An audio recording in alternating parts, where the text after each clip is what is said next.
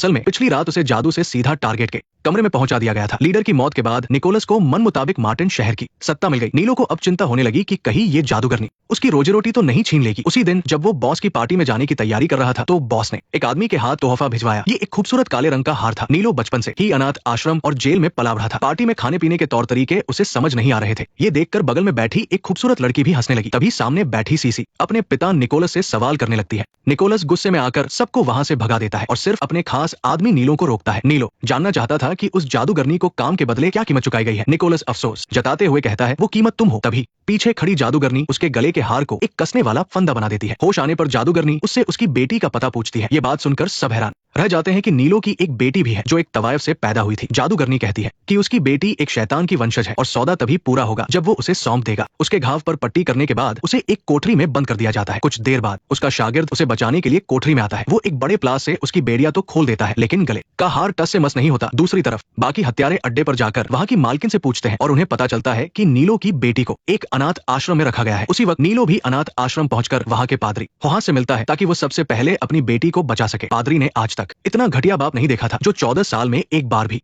अपनी बेटी से मिलने नहीं आया। इसलिए वो गुस्से में उसे एक कमरे में बंद कर देते हैं। लेकिन तब तक जादूगरनी तेजी से वहां आ पहुंचती है। कमरे में बंद नीलो एक खंजर से दरवाजे का ताला खोलता है और आखिर में उसे अपनी बेटी एक अटारी में मिल जाती है जिसका नाम बेला है। बेला बहुत जिद्दी थी और फौरन भागकर छत पर चली जाती है। खैर नीलो सही वक्त पर अपनी बेटी का मुंह दबा लेता है और वे जादूगरनी की नजर से बच निकलते हैं। आखिर इतने सारे लोग इस लड़की को क्यों ढूंढ रहे हैं? पादरी बेला के दस्तावेजों और पुरानी किताबों को जांचता है। उसे ये जानकर खौफ होता है कि बेला शायद सच में एक शैतान की वंशज है। वो बेला को लेकर सेजू शहर जाने का फैसला करता है। जब सारा बाथरूम जाने के लिए उठी तो उसने अपने पिता के भेजे हुए हत्यारों को देख लिया। वो उन्हें बचाने वाला समझकर मदद के लिए उनकी तरफ दौड़ी और उसे क्या पता था कि वो चुड़ैल पहले से ही उसके पीछे खड़ी थी। हत्यारों को अपने मालिक की बेटी को बचाने के लिए उस चुड़ैल से लड़ना पड़ा लेकिन चुड़ैल पर जिस्मानी हमलों का कोई असर नहीं हो रहा था और तलवार के वार भी उस पर बेअसर थे। कुछ ही देर की लड़ाई के बाद सारे हत्यारे या तो मारे गए या बुरी तरह जख्मी हो गए। तभी उसने अचानक ऊपर देखा और पाया कि काले कपड़ों में एक आदमी दूर से चला रहा था। इस शख्स को देखते ही उसके होश उड़ गए और उसने फौरन लड़ना बंद कर दिया। सारा उन दोनों के साथ मिलकर आगे बढ़ ही रही थी कि अचानक उनके सामने कुछ भयानक चेहरों वाले लोग आ गए। उनकी दर्द भरी चीख ने नीरो और जैक को भी सावधान कर दिया।